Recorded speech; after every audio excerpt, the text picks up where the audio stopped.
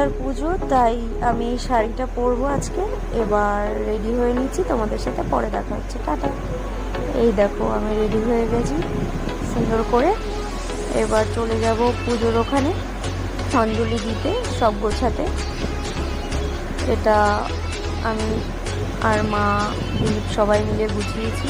এটা আমাদের বাড়ির মন্দির, এই মন্দিরে ঠাকুরের পুজো করেছি। এই দেখো গনু বাবা আর লক্ষ্মী মা একসাথে।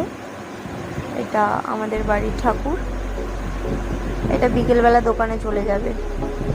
ঠাকুর মশাই চলে এসেছে, উনি ওনার পুজো শুরু করে দিয়েছে।